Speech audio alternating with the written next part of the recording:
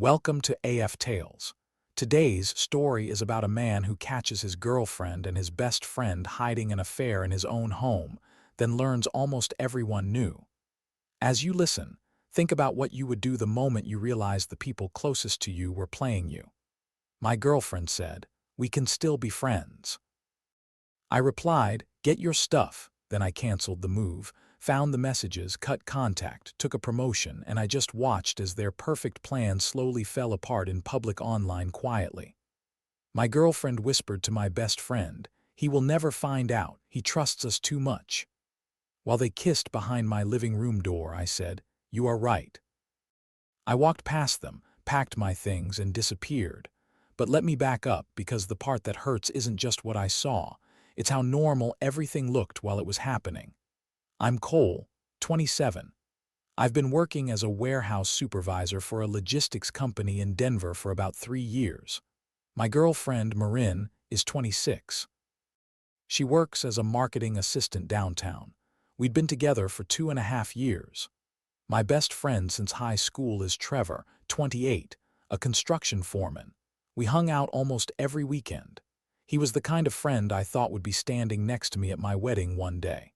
Last Saturday was Marin's birthday party at our apartment. Nothing fancy. Our usual friend group, about 12 people, beers, music, the typical stuff. Marin had been planning it for weeks, telling me, "I'm so excited to have all my favorite people in one place. Babe, this is going to be perfect." I'd been working double shifts to save up for her gift, a necklace she'd been eyeing for months. I remember thinking it felt good to do something big for her. I thought that was what love looked like. The party started out great. Everyone was laughing. Trevor brought his famous buffalo dip that disappears in like 20 minutes. Marin kept hugging me, saying, "You're the best boyfriend ever for doing all this." I believed her. I actually felt proud. This is the part where you look back later and realize you were celebrating something that wasn't real. Around 11 p.m., people were pretty drunk. I noticed Trevor and Marin talking a lot in the corner.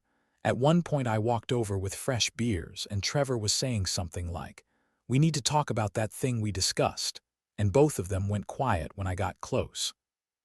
"What thing?" I asked, handing them the drinks. Marin laughed like I was being silly.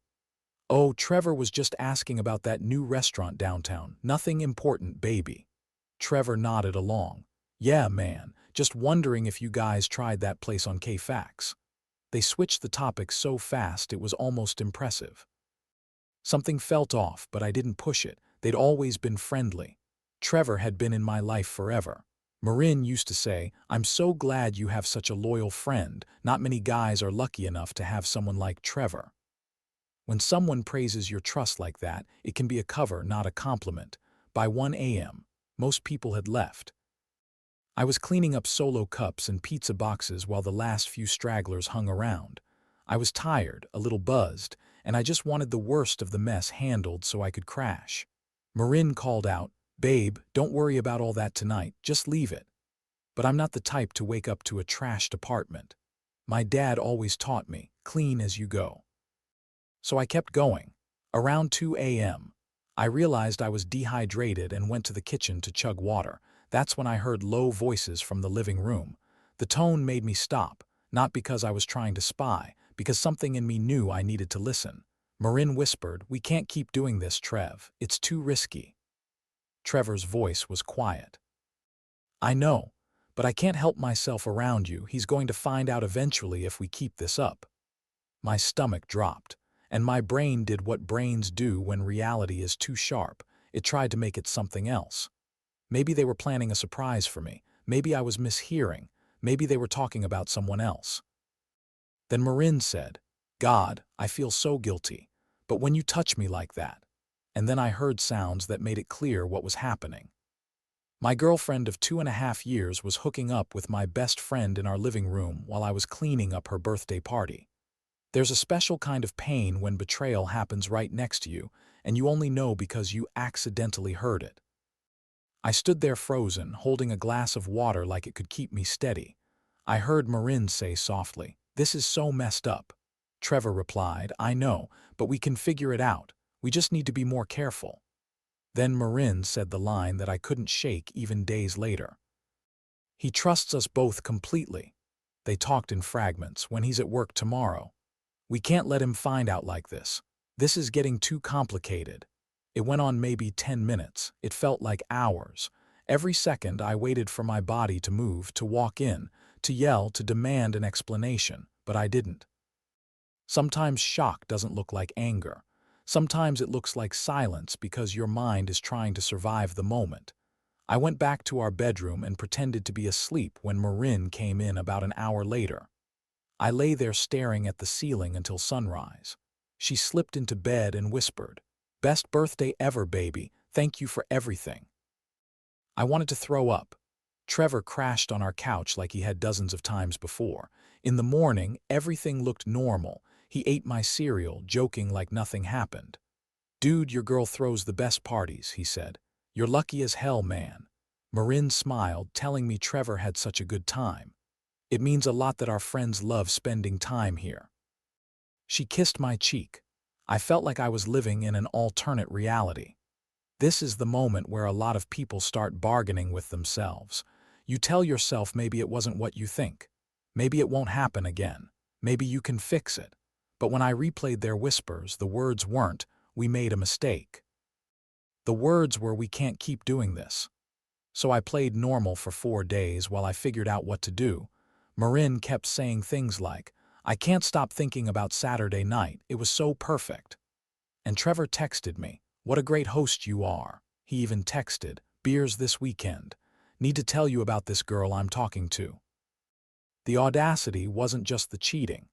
It was the way they expected me to be the same trusting person while they were actively using that trust against me. I checked our phone bill online and saw Marin and Trevor had been texting constantly for the past 3 months. 50+ messages some days. I hadn't read the actual texts because I needed her passcode, but the timeline lined up with everything. When Marin started saying, "I'm just so tired from work, can we skip date night?" And when Trevor suddenly wanted to come over all the time because there's nothing good on TV at my place. I was supposed to move in with Marin officially next month. We'd been talking about it for 6 months. I already gave notice at my current place. She'd been saying, "I can't wait for us to have our own space, just me and you." She'd even hinted at an engagement next year. 2 weeks ago, she said, "I think we're ready for the next step, don't you?" Now I realized I was the plan they were scheduling around. Thursday morning, after Trevor left, I confronted Marin. I waited until he was gone because I wanted to hear her first without him coaching her in real time. I told her what I heard Saturday night. Her face went white. Then she started crying. "Cole, no, it wasn't what you think. You don't understand what you heard." For about 10 minutes, she tried to sell me a story about a surprise they were planning for me. "We were planning something special for you, baby. Trevor was helping me organize it. You misunderstood." I let her talk. Then I said, "Really? Because I checked our phone bill. You two have been texting 50 times a day for 3 months. What kind of surprise takes 3 months of constant texting?" That's when the tears stopped. She got calm, like she was switching into a different mode. She wiped her face and sat at our kitchen table like we were about to discuss rent. "Okay," she said, "we need to have an honest conversation about what is really going on here." When someone gets caught and immediately tries to reframe it as a serious talk, it's usually not about honesty. It's about control. "Yes," she said, looking me straight in the eye. "Trevor and I have been connecting emotionally for the past few months, and yes, Saturday night got physical for the first time, but we never meant for it to happen. We developed real feelings for each other." She actually said emotional affair, like labeling it carefully made it less brutal. Then she hit me with the part that made my blood boil. "You've been emotionally unavailable lately because you've been working so much overtime," she said. "Trevor and I understand each other in a way that you and I don't anymore. I didn't know how to talk to you about our relationship problems, so I ended up talking to Trevor instead." I said, "I've been working overtime to save money for our future and for things like your birthday party." "And that is exactly the problem," she snapped. "You always think money and providing will fix everything, but I need emotional connection. I need someone who talks to me about feelings and life, not just work schedules and rent payments. I tried to stay calm. I asked, "How long has this really been going on?" She insisted. Like I said, it was just emotional until Saturday night. But yes, we've been meeting for coffee and lunch for months. Trevor has been helping me figure out how to communicate better with you. I stared at her. So you've been dating my best friend for months and lying to me, and somehow this is my fault for working too much. It's not dating, she said. It's a friendship that became something deeper, and I never lied. I just didn't tell you because I knew you'd react exactly like this. That sentence told me everything I needed to know. In her mind, the betrayal wasn't the problem. My reaction was, I grabbed my keys. I'm going to talk to Trevor.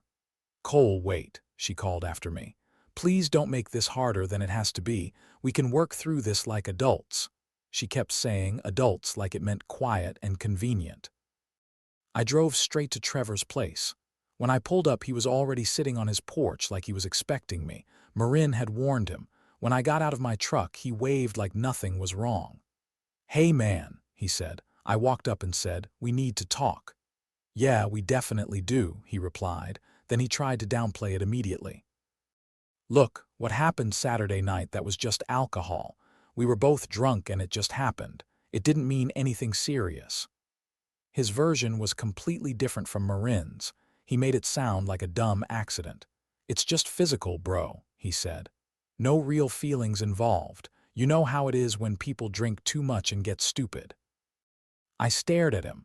Just physical. Because Marin told me you two have been having an emotional affair for months and you've been helping her work through our relationship problems. His face changed. Dude, that's not what this is. We've been texting, sure, but it was just friend stuff. She was venting about normal relationship stuff. I was just listening. It only turned physical recently. Recently, I asked. How recently? He hesitated. Look, maybe a few weeks. But Cole, you've got to understand she's been really unhappy. She needed someone to talk to and you've been working all the time. And there it was again. The way both of them kept trying to turn my work schedule into the reason they betrayed me. At this point, what would you have done? Because hearing two people blame you for the thing they chose to do is the kind of moment that can either break you or wake you up. While I was at Trevor's, I got a text from my coworker Jamie. Hey, saw Marin having lunch with some guy downtown on Friday. Looked pretty cozy. Everything okay? I showed Trevor the text and asked him where he was Friday afternoon. He got defensive. Dude, why are you interrogating me? Describe Friday, I said. He admitted it. We got lunch, so what? So you were together the day before her birthday party, I said, and neither of you mentioned it. It wasn't planned, he said. We just ran into each other and decided to grab food. No big deal. Nothing was a big deal. Not the texting, not the lunches, not the hiding, not the lying, not my life being turned upside down. Somehow I was the only one who was supposed to treat it like it mattered. I drove back home. Marin was packing a bag. When she saw me, she said, I think it's best if I stay at Jod's for a few days so we can both process everything and figure out what we want. Before she left, she said something that still makes my jaw clench.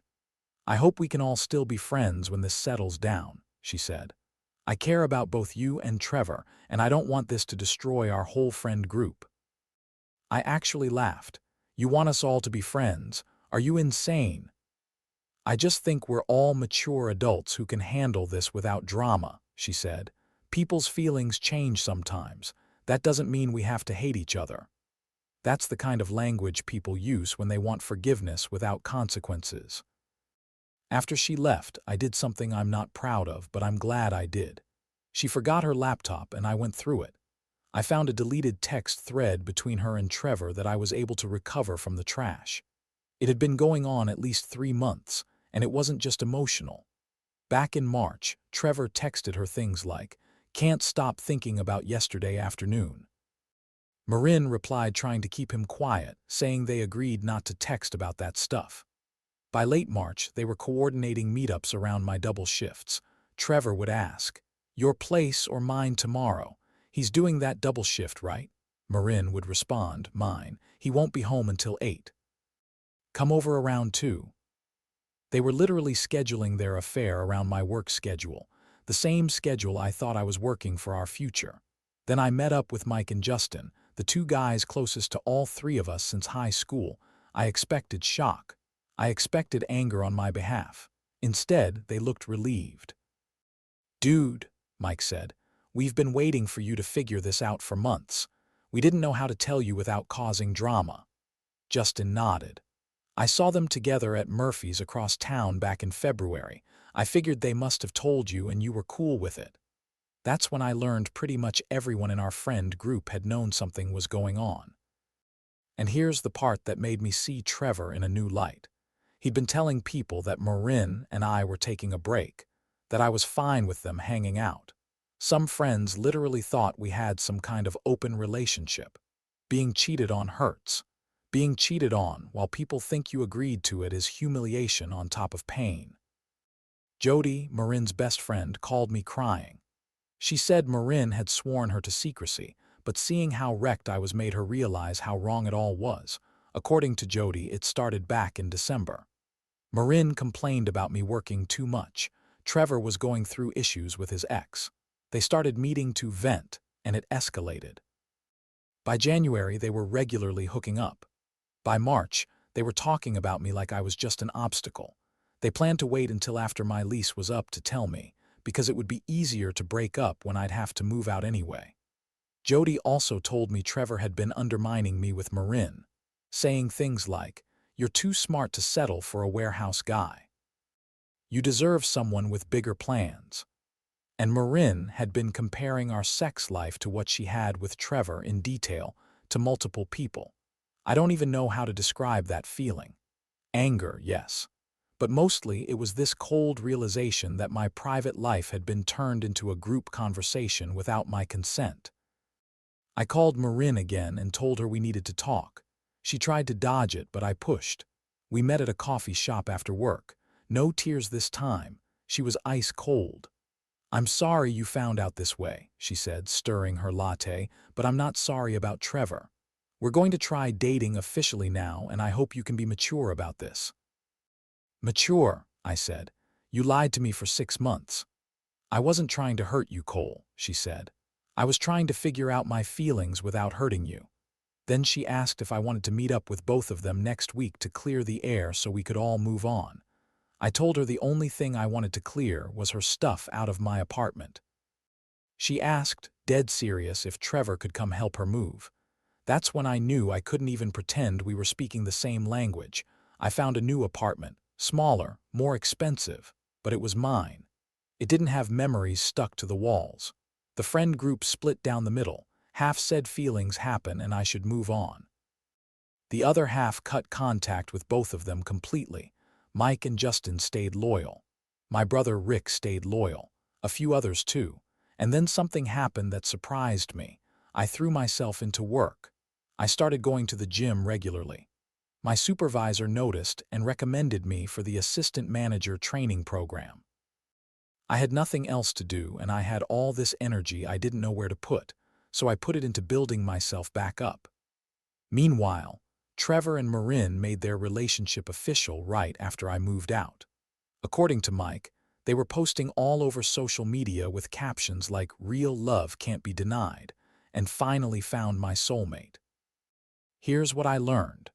When people build a relationship on betrayal, they don't suddenly become honest just because they go public. Around month 3, Mike told me things weren't going great. Trevor and Marin were fighting constantly about money. He moved into her place fast and they were splitting everything 50-50, but he made way less. Marin was constantly worried Trevor was talking to other women.